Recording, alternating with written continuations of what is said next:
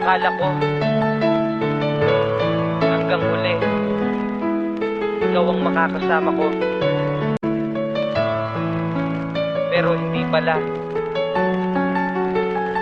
Akala ko lahat ng masasayang araw ay hindi mawawala, pero bakit? Alaala lang ang naiwan sa ating dalawa. Ang lahat-lahat na nangyayari ay di rin nagtagal. Alaala lang ang naiwan sa ating dalawa. Kung nasan ka man ay hindi ka malilimutan. Sarap namang isipin na pag-uuwi ako, may babae na naghihintay sa pagdating ko. Ginagawa niya ang lahat para ang pagod mawala. Pinapasaya ako kapag ang mood nag-iiba.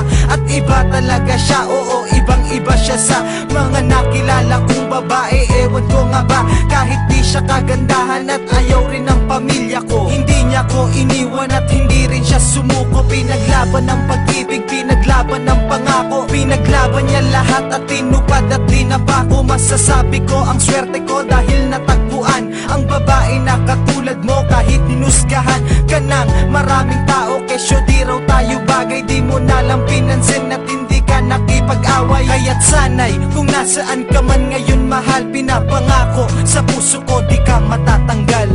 Alaala lang ang naiwan sa ating dalawa.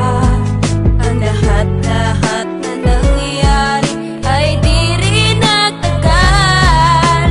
Alaala lang ang naiwan sa ating dalawa. Kung nasan ka man ay hindi ka malilimutan. Kapag papasok sa umaga, gigising rin sa umaga, kadalasan pa nga ay ikaw pa ang nauuna para mapaghandaan ang pagpasok ko sa trabaho. Baliktad pa nga, ikaw pa ang naghahatid sa kanto. Hindi mo iniiwanan hanggat di nakakasakay, at kapag nakasakay, uuwi ka na sa bahay. Maglilinis, gagawa lamang ng kung ano-ano para malimutan ang lungkot na nadarama mo. Dahil ikaw lang mag-isa at wala man lang kasama, mas gusto mong mag-isa kundi rin ako ang kasama. Kaya mahal kita dahil dyan sa ugali mo. Napakasobra mong bait kahit minsa'y ginago ko, pero nabago ko lahat-lahat ng dahil yun sa'yo. Dahil din sa pagmamahal na pinapakita mo. Kaya't sanay kung nasaan ka man ngayon mahal, pinapangako sa puso ko di ka matatanggal. Alaala lang ang naiwan sa ating dalawa.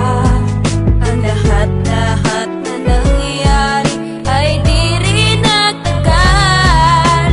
Alaala lang ang naiwan sa ating dalawa. Kung nasan ka man ay hindi ka malilimutan.